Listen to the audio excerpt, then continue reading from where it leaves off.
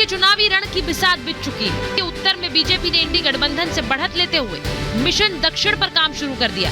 प्रधानमंत्री नरेंद्र मोदी 3 दिनों से दक्षिण दौरे पर है।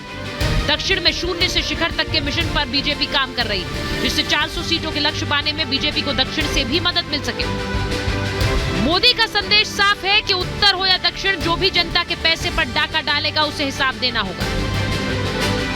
केरला में लंबे समय से लेफ्ट और कांग्रेस पक्ष और विपक्ष का ढोंग रचते रहे। करप्शन हो, क्राइम हो या परिवारवाद, ये दोनों सब कुछ मिलकर के करते हैं। अब इंडी गठबंधन बनाकर इन्होंने घोषणा कर दी कि इनकी विचारधारा और इनकी नीतियों में कोई अंतर नहीं है।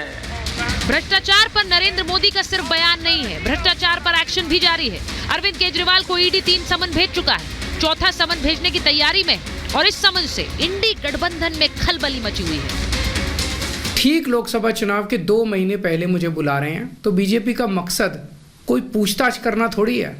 इनका मकसद है पूछताछ के बहाने केजरीवाल को बुला लो और उसे गिरफ्तार कर लो, ताकि मैं लोकसभा चुनाव में प्रचार न कर पाऊं। ये पॉलिटिकल वेंडेटा है, राजकीय भावना से प्रेरित।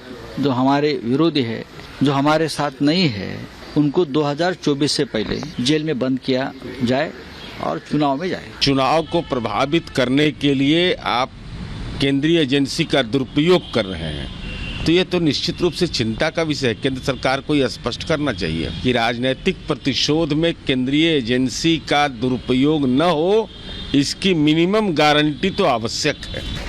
अरविंद केजरीवाल के समर्थन में गठबंधन की कई पार्टियां खड़ी हैं, तो कांग्रेस केजरीवाल के खिलाफ खुलकर मैदान में उतर आई है। कांग्रेस नेताओं ने अरविंद केजरीवाल को ईडी के सामने पेश होने की नसीहत दे डाली। केजरीवाल जी को उसको मेंटेन करने के लिए ईडी के सामने प्रस्तुत होना चाहिए। ये बहुत बड़े तुर्रम खां हैं क्या ये, या कोई एक्स्ट्राऑर्डिनरी सिटीजन है, या भारत के संविधान में कोई अलग दर्जे के नागरिक होते हैं कि आप जब चाहें चले जाएं, जब चाहें ना जाएं?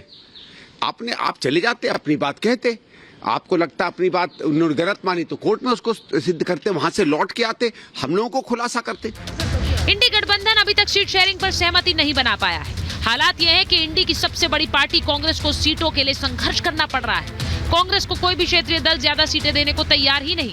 हालात यह है कि पंजाब और पश्चिम बंगाल में अभी से ही सीट शेयरिंग को लेकर संग्राम छिड़ गया है। कांग्रेस नेता अधीर रंजन चौधरी ने ममता पर खुलकर अपनी भड़ास भी निकाल दी। उनसे कौन भीख मांगने गया पता नहीं, हम लोग तो भीख मांगने नहीं गए।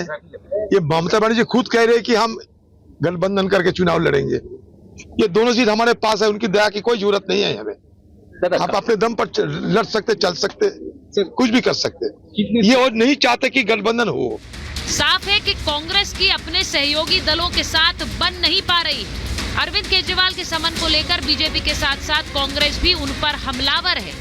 वहीं आपकी तरफ से दावा किया जा रहा है कि ईडी अरविंद केजरीवाल को गिरफ्तार करने के लिए बुला रही है। इससे पहले सिसोदिया ईडी के सामने पेश हुए थे तो सवालों के जवाब भी दिए थे, लेकिन तब भी गिरफ्तार कर लिया गया। आपका दावा है कि ईडी ऐसा ही कुछ अरविंद केजरीवाल के साथ भी कर सकती है। अब बवाली अब सवाली बन गए हैं और सवाल किससे पूछ रहे हैं? जांच एजेंसी से।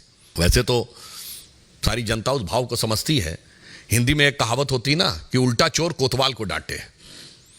आज उसी किरदार को वो दिखाने का प्रयास कर रहे हैं। कोई सबूत आज तक केंद्र सरकार की एजेंसियां सामने नहीं रख पाई। अब ये बात सामने है कि अरविंद केजरीवाल जी को गिरफ्तार करने की साजिश अब केंद्र ने बनाई है।